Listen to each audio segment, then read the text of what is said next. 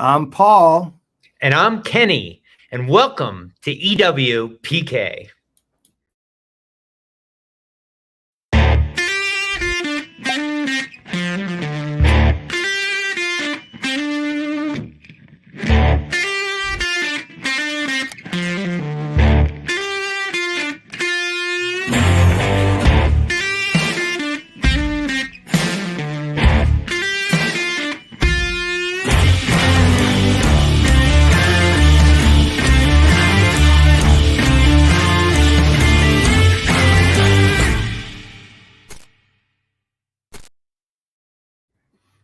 I love that, how you're always spitting at the end. I know. Well, you know what? That's like an endless nightmare of Did you bad actually do coffee. that when you filmed Yeah, that? no, well, you want to know something? Okay, inside baseball, everybody.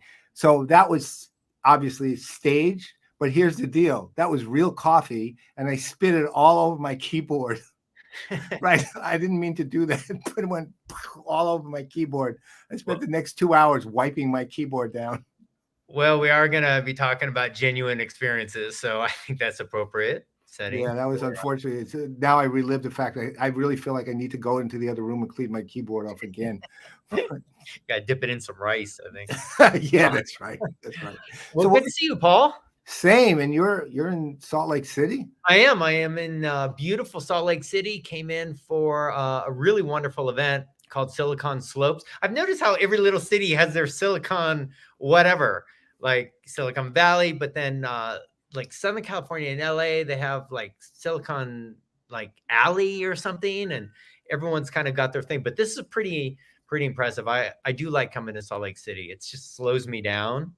And just an amazing investment community here. This event has some really unbelievable speakers, like Reed Hastings is here from Netflix, and Wow. in fact, share a little bit about what he says. Pretty interesting. Tony Robbins came in with security like he's the president of the United States. Phenomenal. Is he running?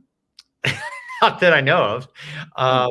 But and then quite a very strong community in investments. Is the community there actually called Silicon Slope, or is that just the name of the conference? No, I think it's really the name of the conference. But they've been doing it for 8 years, so it's like common knowledge. Silicon Slopes is this community of mentoring and entrepreneurship and investment. And if you want to do business here in Salt Lake City, that's a good group to be a part of. So you said you were going to tell us something about Reed Hastings and what. So Reed is now chairman. He retired in a sense, moved to chairman of Netflix, and another guy who was started Qualtex and was the president of the Utah Jazz also is now chairman. So they had a session together, and Reed says that, I mean, he's buying Powder Mountain up here because he loves it. He says, I love that. Larry Ellison buys an island. Right. I know. He buys a mountain. Right. I'm guessing someone's going to buy a galaxy. Yeah. Well, I'm sure that's just on the roadmap. Yeah. That's probably the guy from the Utah Jazz. And he's going to redo it. I mean, he says that, what's that big ski resort here? Powder, I don't know. In Utah, I'm sure our guest probably knows too. Anyway, it's becoming over. It's just so crowded now, and this Powder Mountain is so great. It's just been undercapitalized. So he literally said, someone asked him if he wanted to buy it, and he said yes. And then he's like, "Wait, what's the price?" But of course, it's Reed Hastings, so it doesn't really matter what the price is. That's right. Anyway, he's going to turn it, and more power to him. He's going to turn into an incredible place to ski and to do summer sports, and a very peaceful, almost spiritual place to be. He wants. So fantastic. I mean, like that. If they do, I mean, does actual investments come from this, or is it just kind of a more educational? No, I think it's more educational. I mean, I think that there's investments happening in and around it. As we know, nothing really happens at the conference. Everything happens around it. But you know what? Okay, I was at this fascinating thing. Have you heard about these things called tipping dinners? No. So we went to a tipping dinner And I'm like, I have no idea what a tipping dinner is. But what it is that they organize, there's 400 of these kind of tipping dinner organizations now around the US. Go to a restaurant, everyone groups together, everyone goes to a restaurant and eats. But in the background, they each donate $100 to be part of the tip. It is given as a gift and a surprise to the staff at the end of the meal. So we went to this place called Side of Aloha, Hawaiian restaurant, and everyone Venmo'd this guy $100. He came with a stack of cash, like hundreds and hundreds of dollars. And at the very end, he got up and everyone quiet. He pulled the whole staff out and said, "We want to thank you for being a great part of the community. We do something special here when we want to honor people that are serving the community," and gave them like a stack of cash this big. And she started crying, and it was an incredible, but you can see like these are the kind, people who have a lot of money. Most people don't want to pay for a meal and tip $100, but it was really done with such gratitude and such emotion and such care that it was almost more about, like, I felt, yeah, it was a lot of money and that's great, but it was also about the sentiment and what was said. Yeah, the appreciation. I love that idea, and in fact, I'm literally thinking about how to do this now. You said it immediately. Like, next year we're thinking of doing, live PPN event on the 15th anniversary of Serum Players, and probably in Atlanta or something like that. And maybe one of the things we could do in the course of that is hold a dinner, but we make it into a tipping dinner. It would be great. Oh my gosh, what a great idea. I mean, it's not people who have Reed Hastings money, but at the same time, I'm pretty sure the people who will attend can afford to do something helpful and good for other people too. And there was an impact, like someone's got to go get a stack of cash, right? Yeah. But the overall experience, I mean, I was getting emotional because it was so impactful with impact. Talk about, a positive human outcome in the design of that experience. That was pretty surprising once I figured out exactly what was going on. Well, it genuinely helps people too. It does. I mean, one of the things I was kind of, my wife and I talk about it, and we talk about it with friends too, is, we have a fairly decent circle of friends, meaning in terms of size, of people who are basically just blue collar people who we know for 20, 30 years because we've lived in this community. Sometimes they've worked, we've hired them to do stuff. Other times we just ran into them and so on and so forth. And a bunch of them struggled during COVID. And it began occurring to us, and I've talked to a bunch of friends who are doing a similar thing, is, you always should, of course, give to charities and things like that. But the benefit the benefit it has for somebody who you literally know if you help them directly, right? And when they need it. And I was trying to figure out, though, how do you, and I don't know the answer to this exactly, how you would institutionalize something like that. I mean, then it just becomes another nonprofit, right, another charity that gives money to people in communities, and that's not really what I'm talking about. Right. So I don't know how to do it. I don't. And it's one of my plans for that ongoing attempt at retirement I'm making for 2024. So hopefully we can come up with who might have some ideas is some of our viewers, anybody that has an idea of how to do that. I think that would be awesome. And again, that's not the idea of doing it per se, know how to do that, but the institutionalization of that idea is what I'm really trying to figure out. Yeah. Which would be amazing. All right. So I know we're getting close to that time, but I have had to drink for the both of us today. Yeah, because I have a meeting. I'm also meeting with Tony Robbins right after this, and I'm in a hotel, so it's hard to get at a bottle. Also, you're in Salt Lake City. And I'm in Salt Lake City, so Not exactly the alcohol capital of the world. I am drinking my purified drinking water. But what are you drinking, Paul? This is called Avion 44, which is an extra anejo tequila. Extra anejo, basically, these are extra aged, but what that means is minimum standard for making this kind of tequila is 3 years in wood. However, most of the really good ones, they're aged 15 years. There's multiple steps in terms of the aging process. It's not just, let's say, a single type of oak barrel. It's a lot more, for example, than a lot of other things going. I'm not an expert in it. I will tell you, though, this one's interesting. And again, I'm not going to say it. I still can never believe that somebody could say, oh, well, this wine tastes like a combination of black currants and tar. And I'm thinking, who in the world eats tar that would know that taste, right? So, but this it's interesting. This is very mellow. And by the way, this apparently, well, this not apparently, I do know this. This is, the brandy glasses are the proper drinking glass for extra. Oh, I was going to ask about that. Yeah. Is that the proper drinking glass? Yes.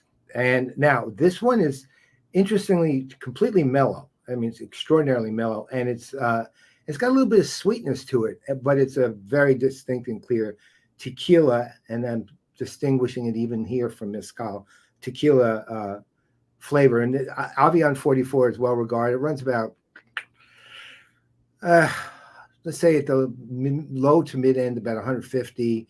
I've seen people charge as much as 200 for it. They're overcharged. But if I'm giving it a number, I'll give it, I don't know, 8.5 out of 10. Wow, that's pretty good. Do you have a specific glassware brand that you like Riedel or?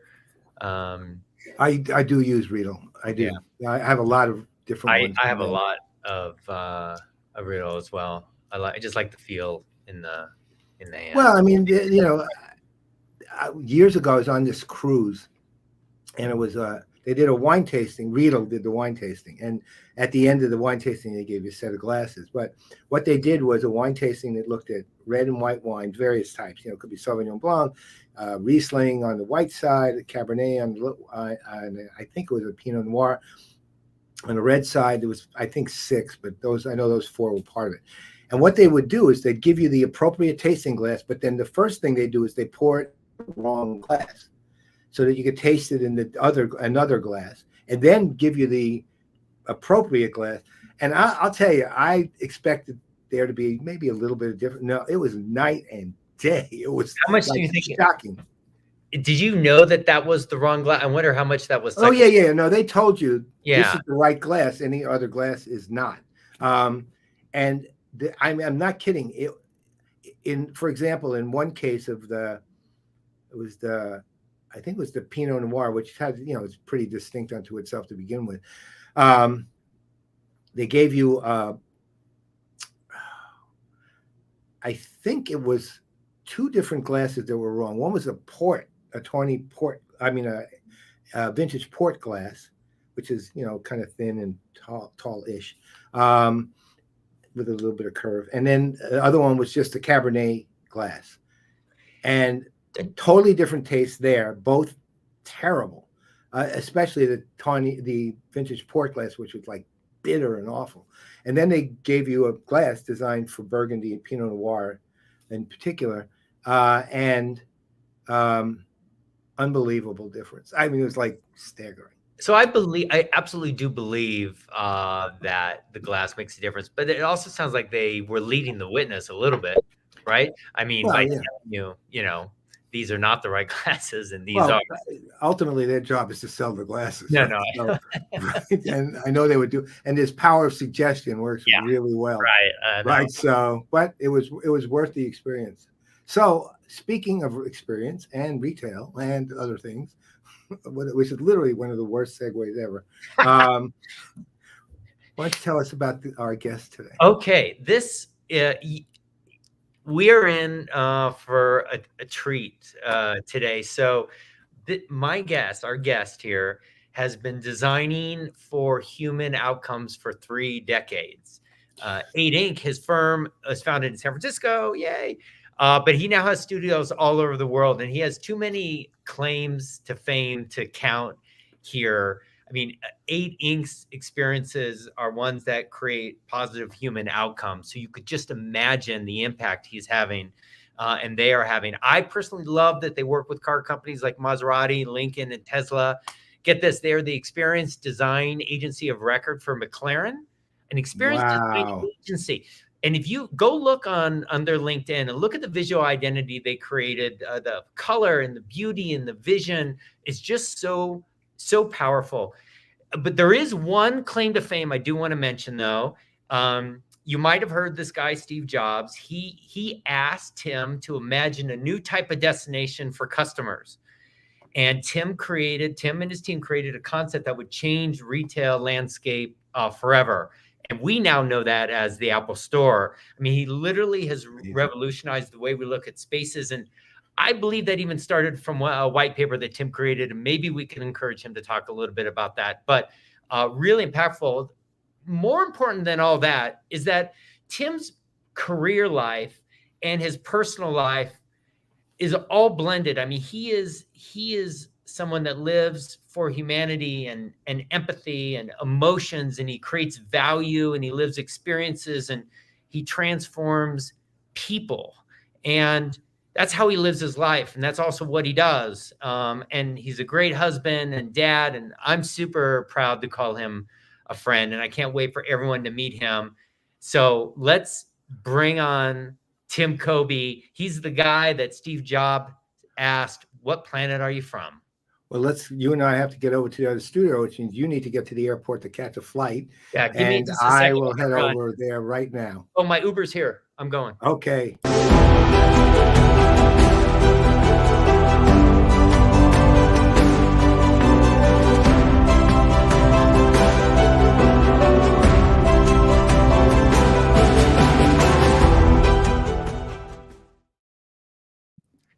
Whew, Southwest is amazing. Actually, you know, I do want to say they are working on, Tim, I may have told you this, they are working on a hypersonic plane that will take you from Los Angeles to Tokyo in an hour. Think about that, Tim. All your travels, in fact, their tagline is home for dinner. And you could be over in the Middle East. I know you fly all over in an hour. So just give it a little bit of time, a decade or so. Yeah, it's a little late for me. I wish they had. Yeah, me too. I'm right there with you. So nice to have you on, Tim. Thank you. Where are we finding you today? I'm in Asia today, in Singapore. Holy cow! Well, So it's thank early you morning very much for coming. Yeah. Really. Yeah. So Sure. I'd like to just. I'm entranced, really. So I just really like to hear a little bit of the history from your mouth. That's all, straight out. A little history Of you. Oh, of me. Okay. Yes. Well, I've been designing human experiences, as Kenny mentioned. I went to Art Center College of Design in Pasadena, which is probably one of the premier design schools.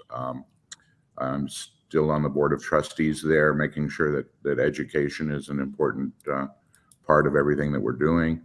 And we started working when Steve came back to Apple. We were hired to do the events initially, and I had written a white paper on Apple retail and gave it to his assistant, and ultimately he called us and said he wanted to come over and talk about retail. And so we did an interview, and he basically said, well, what happens if I tell you that I don't think I should hire you because none of this looks like Apple? And I said, well, that's why you should hire us, is because none of it looks like Apple. We had done for Nike and for the North Face, but anyway, then we got a phone call, said come down the next day and let's start on a whiteboard. So that's pretty much how it began. We worked with him for about 12 years while he was alive, and we're now in our 25th year on retainer with Apple. 25 years. Yeah, it's the longest retainer I'm aware of, but you know, it's been a very interesting experience. Of course, seeing it go from a $2.5 billion company Yeah. to how many trillion we're up to today. But you know, that I think that experience, and particularly working with Steve, has allowed us to jump into different areas. And our work in the last few years has been trying to take on kind of greater and greater orders of magnitude. Mm. Not that the Apple Store isn't a great outcome, but it's, you know, there are so many things that can be looked at now, and one of the reasons I do work in Asia now is, you know, within an 8-hour flight of Singapore, we have 5.5 billion of the 7.5 billion people on the planet, and the majority of them are under 30 years old. So when we think about the kind of potential that we have to you know, to help make change that matters, then it's a perfect location. And so I've been working here since he passed away, for the government, for a number of different people. We've been asked to design things that I couldn't have dreamed of in terms of the kinds of assignments. We've been asked to look at how to redesign a government, how to redesign education systems. We're looking at a big program in one of the largest growing markets in the world right now. So yeah, it's been really about kind of changing the operating system. We've been going through, you know, globally, so many different things that to really rethink the operating system is probably what's needed in a lot of ways, and so that's been our focus. But again, you know, we're doing design, using design as a tool really to help make change. Yeah, that's so when you say orders of magnitude, you're looking at orders of magnitude of impact, right? Mhm. That's kind of how you look at everything, is how is a lot of what you do and the way you live your life is about creating positive human outcomes, right? Mhm. Right. And so there might be some that would say, well, reorganizing or redesigning a government is not sexy. Like, Mhm. why would No. that interest? Why, you know, why? It's one of the first things you said that is unique and possibly an order of magnitude. Like, I think that's where the difference is in terms of how. I mean, Tim, I've been, you know, I'm on the advisory board for South by Southwest, and one Yeah. of the reasons I do that is that I mean, it's not the end all be all, but I selfishly get to see hundreds and hundreds of proposals that typically have an experience agency and a client, and they talk, right? Yeah. And I see so many of them with fancy reels and sexy this and sexy that. Um, feeling I feel that they're disconnected from what the real power of creating experiences should deliver. And I think that's one of the reasons you and 8 Inc. are so successful, because I mean, it is what I said at the beginning. I really believe in terms of how you live your life and what you care about, um, uh, and the perspective that you have. But I think that's the kind of unifying difference between what you do and probably indicative of your success, and probably what Steve saw when he asked you. I probably have asked you this before, when he said, "What planet are you from?" um, you know, Yeah. to get a question like that from someone who by themselves is from a different planet in the way he operated is about the highest form of compliment I can think of coming from him. Yeah, I don't know if he meant it as a compliment at the time, but he took it as one. So that was the idea. But you know, I mean, if you think of doing design, at a certain point, the reason you're a designer has to be that you're working towards making change, and you're working for creating value for people. Now, certainly Apple stores create value for Apple and for the people who are part of the community of Apple.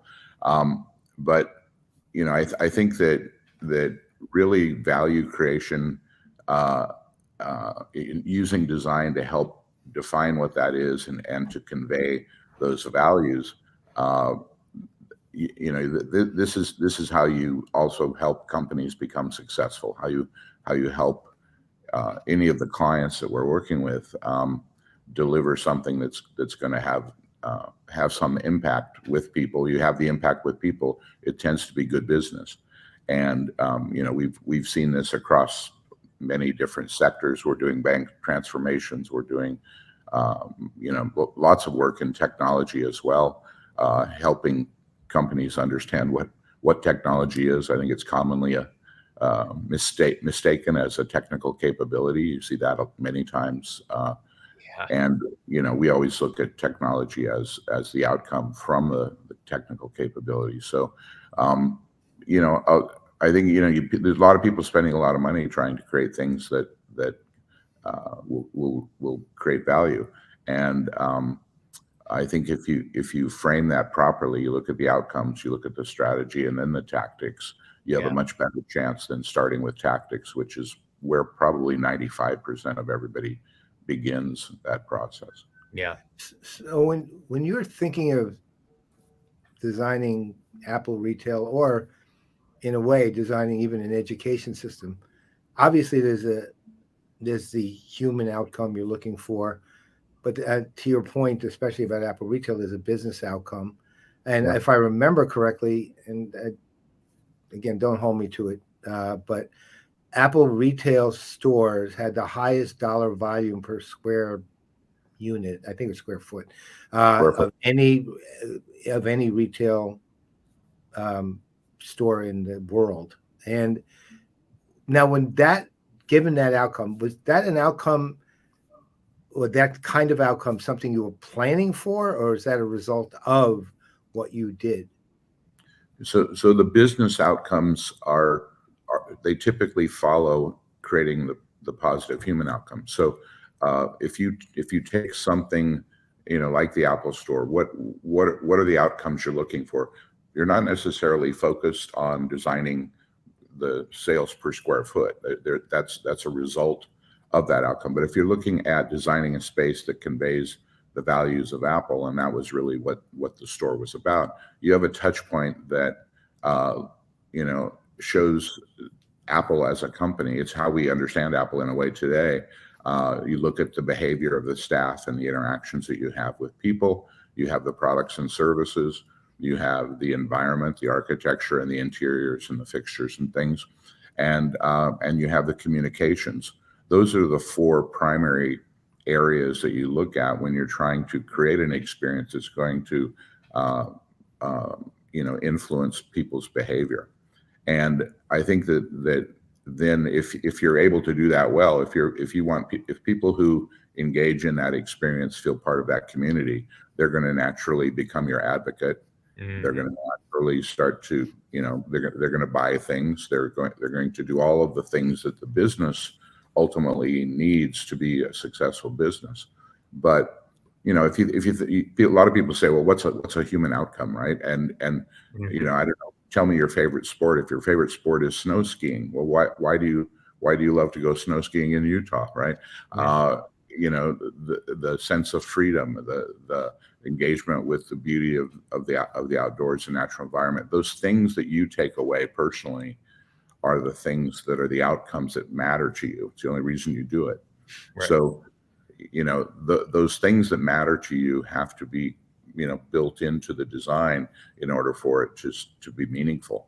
And I think the more that you understand the kinds of things that your target audience or your market segment, however you want to describe who those other people are that you want to connect with, the more that you understand what are the types of things they're looking for and that your brand honestly possesses, then the better chance you have of creating a great relationship.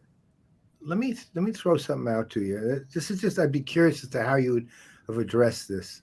This is many years ago now. It's, I don't know, 15, 20. At the time I was working with David's Bridal, and 800 retail stores at the time, constant management changes. So every time we'd start, I'd have to start over again at some point, and until I eventually kind of fired them.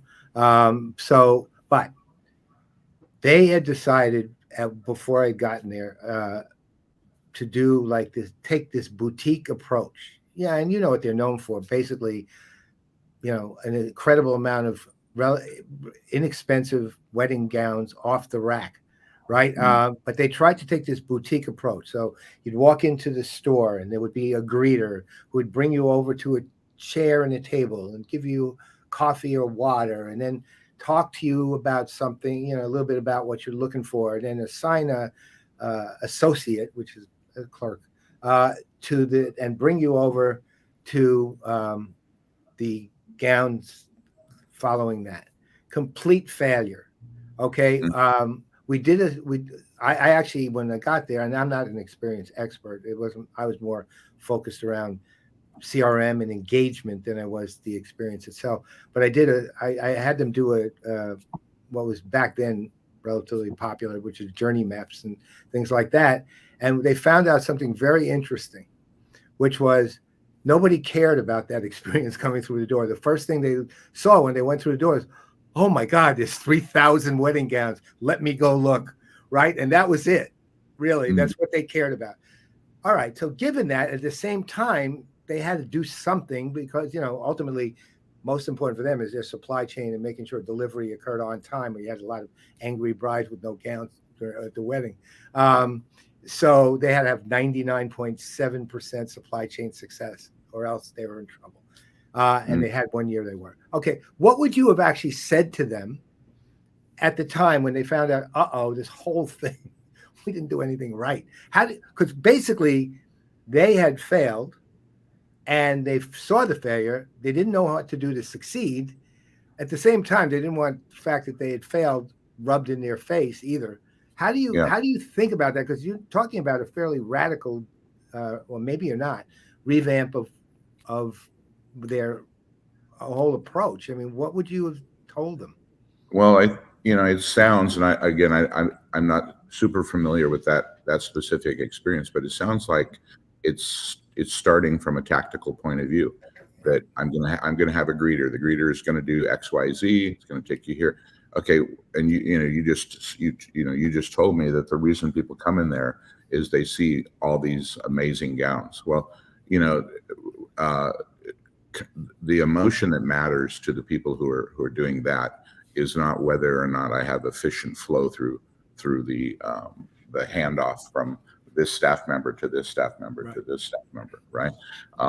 We did some work for Tiffany just before they were purchased by LV, and one of the things that they were looking at were a number of tactical types of things, like similar to what you described. What are going to be the user journeys and this sort of thing.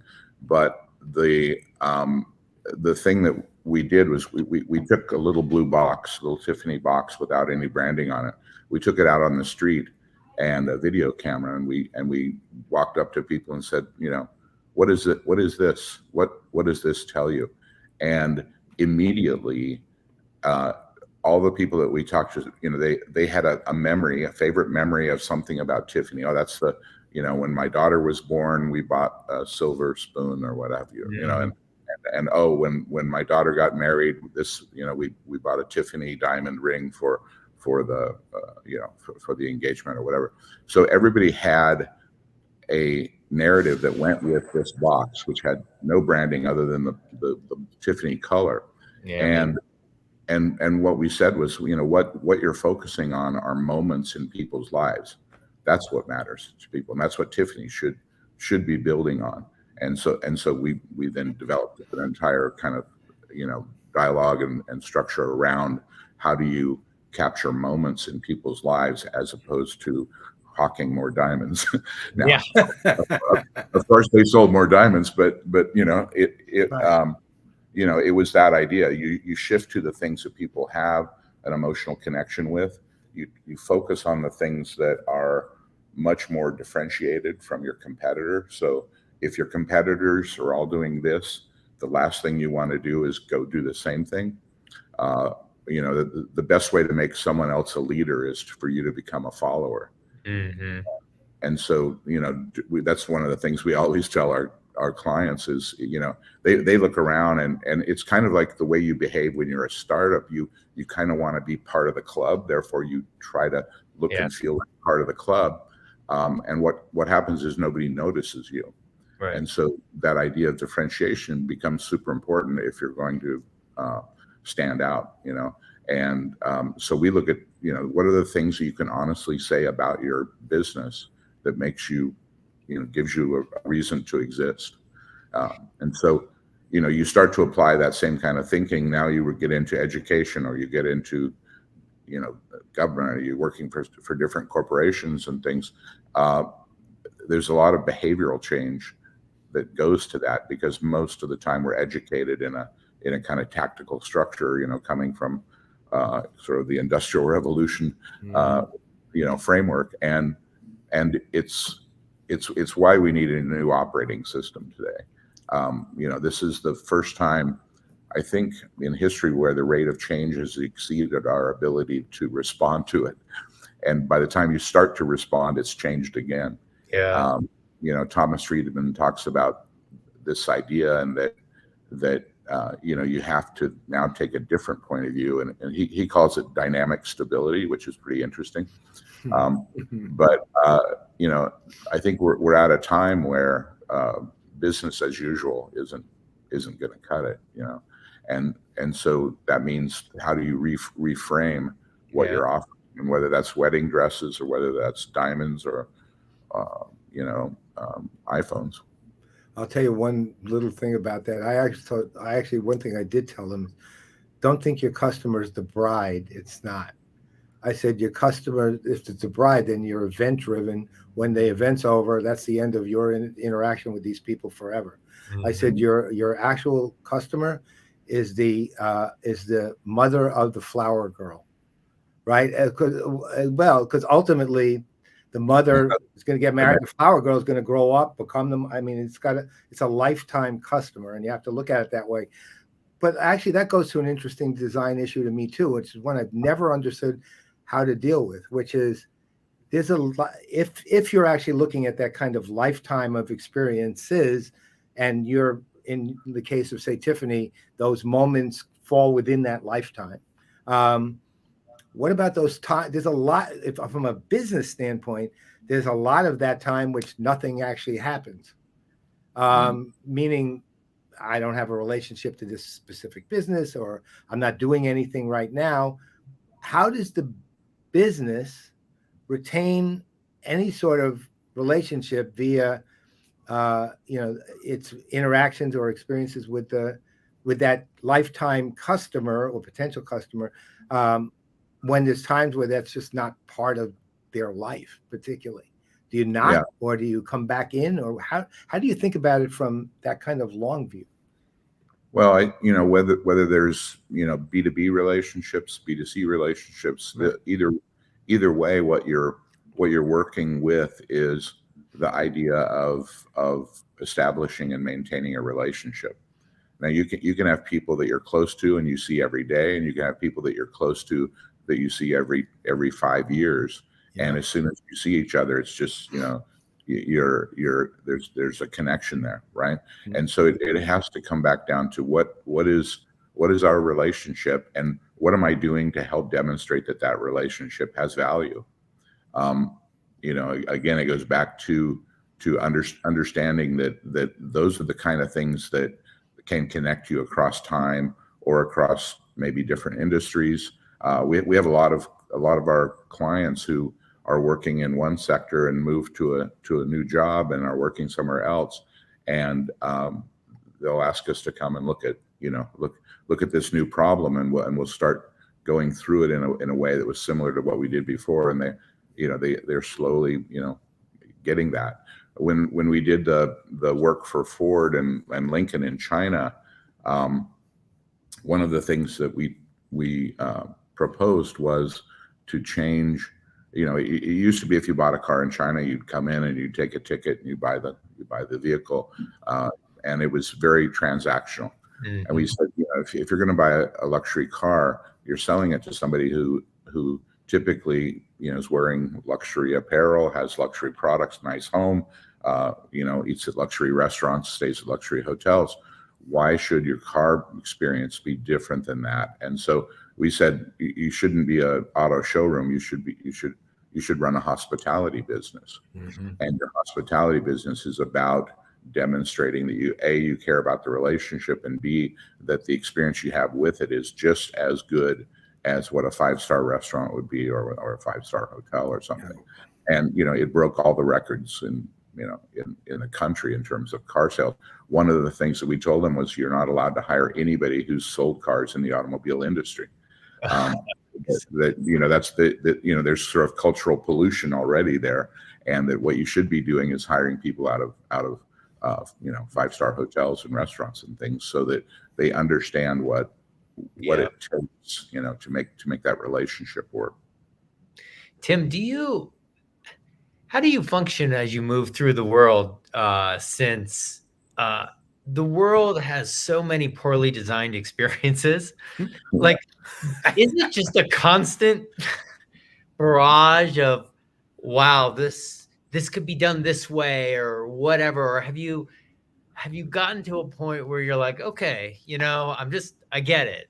Some things are just the way they are. They're not designed or whatever, because someone who lives in the world that you live in and with so much experience and whatever, I can't imagine. You're probably the most amazing customer when it's an amazing experience, and maybe less, although you're so polite and genuine, way more than I am, when it's a negative experience. But like, do you find yourself struggling with that as you move through the world, whether that's in Hawaii or that's somewhere you're traveling to?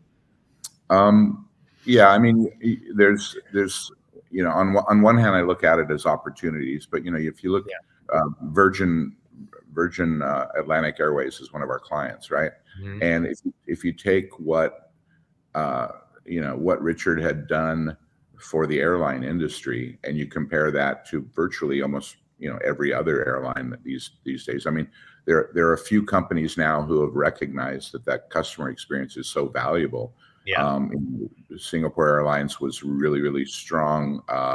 You look at Qatar Airways, I think, is very strong these days. But there are those companies who have shifted, primarily because of competition in the marketplace, towards a better experience. Now, in America, everyone's sort of settled for the baseline, and if somebody raises up, then they get absorbed into a merger so that they get flatlined again. And that's the part that I think is the most frustrating to me, is there's huge opportunity for things that we used to consider quality parts of our lives that have become commoditized.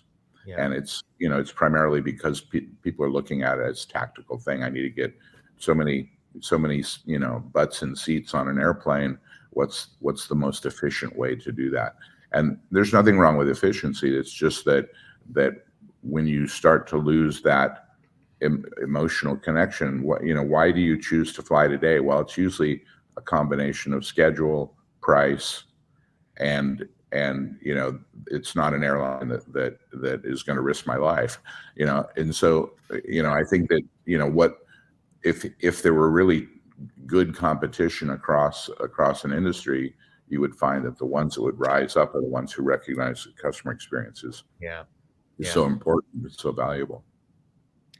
So what do you do when you're not doing this? I mean, like, what's your I doubt you have anything I would call an off hour exactly, but let's say what do you do just for the hell of it? Just for the hell of it.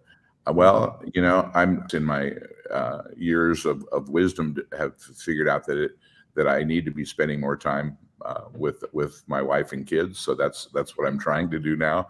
When I was starting the business and working, nonstop and traveling nonstop, which I still travel, too much. But I think that I just try to teach my kids how to surf, or do things that are going to be putting some memories in their book. So that's kind of the main emphasis right now. I keep looking for more and more challenging projects. The last thing I should be doing is designing a chair or something. I can do a chair, but it's not going to have much impact. So I'd rather focus on things that can have a much much more meaning to more people because, at my age, that's what I should be doing. You keep how old are you? You keep referring to your age. Oh, do I? Oh, that's a problem. No, no, it's because my daughter keeps reminding me. No, let's say early 60s. Oh, you're young. Young. You're a baby, man. You're a baby. I mean, I got you by a decade, so Okay. you're doing good. I No, mean, I actually forget good. You're doing amazing. You know what, Tim, one of the things that occurred to me as I was thinking about 8 Inc. and how you describe over the years, you've said different things to me, and in all your I know you're interviewed all over the place. I mean, that's why we're grateful to have you. You're very well respected. So through these things, some of the things that you've said about 8 Inc. combined brought another idea to my mind, and I'm just going to list some of the things that you've said about the way that you and 8 Inc. think. Things that you've said are like companies need to they either are going to create value or extract value. You said you have to be optimistic as a good designer. You have to beware of best practices. You mentioned about the world not being static. So an organization to support that can't be static. And you said you have to be brave. And what occurred to me is that is exactly how one would describe a person needing to be moving through this world. Optimistic, brave, not static and agile. You as a person are either going to bring value to a conversation or to a situation or experience, or you're going to extract value. All three of us know people that are on both sides, right? Because you can choose the state that you want to be in. But it occurred to me that the way you describe your company and the way that you think is also a description of how people need to show up in the world, I believe. And I thought that was a really interesting insight. Not surprising because of where you focus, but man, so right on. No, it's a great insight. I haven't really put it together in that way because usually we're talking about business things, but it comes down to. I think a lot of people forget that business is just other people connecting with people. It's like Yes. it's not rocket science, right? The Right. vehicle of the company is to deliver those goods and services in a way that matter to people, and the better that you are at doing that, the better you're going to be in terms of financial performance, if that's the metric. Yeah, I mean, when you say it sounds simple, right? But It should be. I know it should be, but we know many organizations. I noticed actually another word that you used was honest, like an honest. Companies need to be honest about where they are and what they believe, and they're acting in accordance with what they believe. I'm sure that's a process you go through. Yeah. Due diligence to understand, to make sure that there's an honest understanding of what the brand stands for and how it's acting, so that it can be true to the experience. Yeah, if you're looking at having any type of company work as a group together, you're building that culture, and the culture can't be a dishonest imposition of some list of values that an agency came up with. It's got to be things that you really are as a company, and I think that's where being honest about it is. Are you really what you say you are? Yeah, I guess. No, go ahead. I'm sorry. No, that's basically, the honesty part has to be start there. Yeah. Well, okay. I guess one final question on that. So, in our experience, dealing with companies, mine, Kenny's, other people do what we do. It's been, let's say, the honesty part's hard to get to. Meaning, people look. I mean, for example, I'm an industry analyst, so people are afraid. Even though I also advise a lot of these companies, but people are afraid to tell me something because they're afraid I'll think less of them and then I'll tell the whole world about it, which I won't. But at the same time, I know what goes on in their head because they're people, right? And people are reluctant, and you see, they're trying to present their best side. Plus, sometimes jobs are on the line and they don't really want to admit there is a bad side. Mhm. How do you get to that core honesty? How do you get them to talk truly about, okay, well, we believe these things.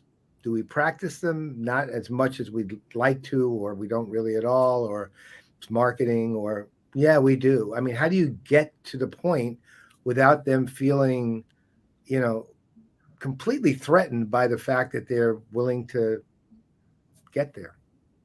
Yeah. No, it's a very, I think, a very timely kind of question, because much of what we thought we understood about almost everything is changing.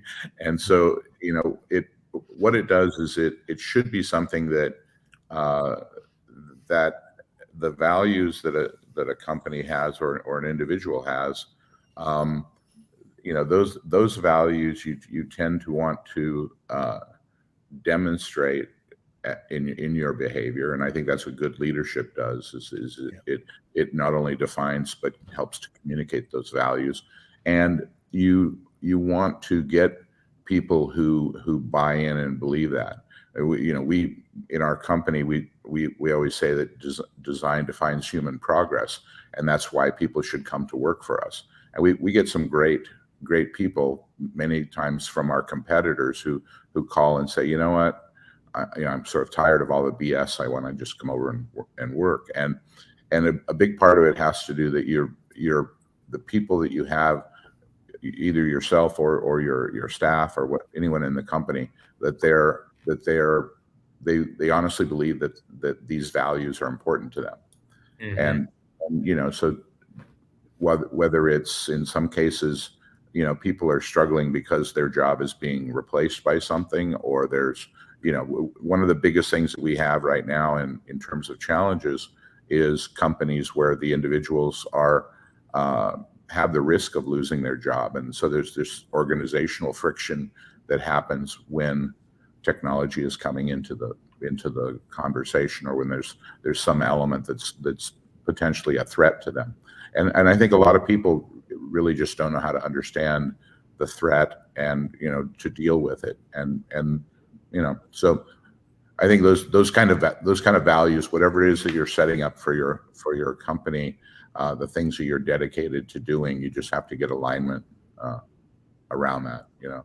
There's a great branding exercise on Airbnb where they talk about belonging, right? That you belong to the Airbnb community.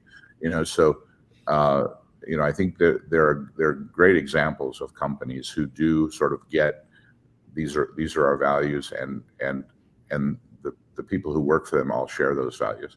But the other thing to remember is we're all still people, and that means we're as imperfect as they come.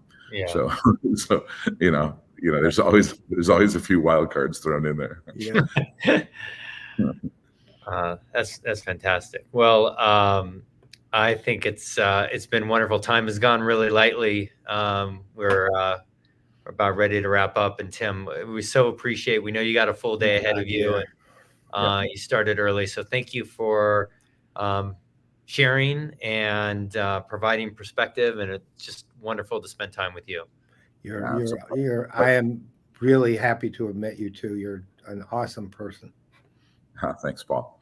Yeah, I enjoy the añejo. I wish I was having some myself at the moment. Well, next time you're in DC, come on over. There's plenty of other extra añejos to try too.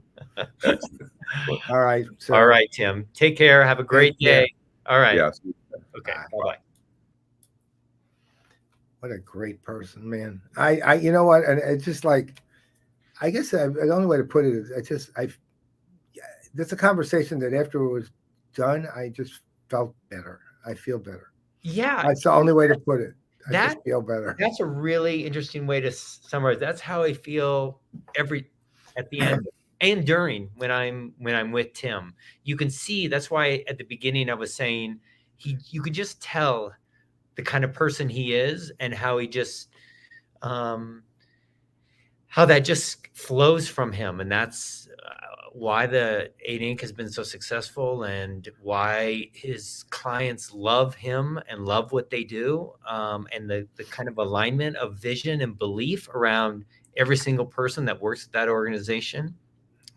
Well, he comes across immediately as a very humane individual, right? And that to me, that's first and foremost. I mean, I know personally, ever since, look, CRM is no longer. When I first got involved in CRM, I only got involved with it because it was, I thought it was the only science of business I could find that had even a inkling of a right brain involvement involved in it, and it's not that anymore. It's pretty much operational technology, but and CX kind of quote replaced it. I was there actually before it, really. But the thing I've seen, and when you run across people like Tim, is they can align their own humanity with the kind of strategic thinking, so that it's not like most people I know are kind of like camera issues, trying to figure out which way I'm supposed to do this. It's kind of like this. Yeah. He's like this. Yeah. Right. And that's the part that came. It's kind of, if I'm looking at the biggest 10,000-foot picture of what just happened, that's what I saw. And the alignment with application to help people without, with let's call it appropriate and good outcomes, is just a part of the fabric of his existence. Yeah. Right. But the trick part, because there are other people I've met who can kind of do that, but they don't know how to translate that into actual action. That's right. And into execution. They have a hard time with it. They want to, but they don't. In his case, he can, which is it's fantastic. And look what it's led to. And maybe now we have a better appreciation for the question, what planet are you from? Because he's a unique individual, and I think, not to overstate it, but we're lucky to have the fact that he created an organization that delivers these sort of experiences that you can tell he's all about impact. He would design an amazing chair, but these people like him and Tony Robbins and whatever that are looking for how to impact the most amount of people with positive outcomes. The world needs more of them. I mean, you're like that too, Paul. Same. Well, you know what though? I gotta tell you, given that Herman Miller seems to be the epitome of chairs, I hope he does design a new chair. Yeah, I mean, believe me, I would be the first one to volunteer. I'll buy it. Steel case is what I sit on most of the time, and it's comfortable, but I still have back issues. So yeah. No, he would make a good one. Tim, chair's okay. Thumbs up on chairs. That's right. So you know what else is fun to talk to Tim about, which we should do, in fact, if we have him back on, is he has an amazing list of incredible experiences that he would recommend, or things that have the most impact. One was this house in Capri, Italy, called Casa Malaparte. Okay. Look, if someone like Tim is going to say that particular structure has I want to be a part. He also says Golden Gate Bridge, and certainly some in the US, but man, if just channel the way he thinks, we would all feel like we feel after having the conversation. Hopefully everybody else feels that way too. So amazing. Wonderful. All right. I'm loving your friends, man. That's all I can say.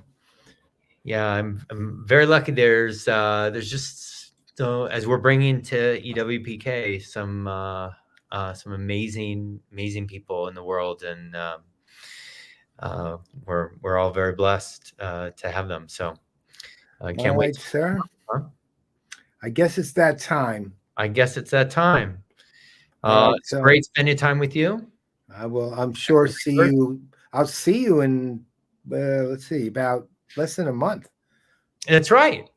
I'm looking forward to that. at CCE. CCE. You and I still need to come up with who we want to do as our little, it would be actually our next show and the on stage 20 minutes thing too. So this person would be on twice. That's right. So yeah, that will be fun to do it in that venue. Ray always creates an amazing experience there, and can't go wrong with the Ritz-Carlton at Half Moon Bay. Boy, you certainly can't. Oh, what's the name of that restaurant with all the food? Sam's Chowder House. Sam's Chowder House. You can't go wrong with that either. No, boy, the lobster. All right, that's another good way to end the show. I'm going to. This is typically just what Paul and I talk about. I'm really getting hungry now, and I know Tim's still in the green room, so maybe he can. Now he's really hungry for breakfast. Well, all right, Sarah. So I guess that's it. So another great show. Thanks, Paul. Always glad to be a part of it and talk to you. And thanks everyone for watching. We'll see you in a few weeks. All right. Aloha.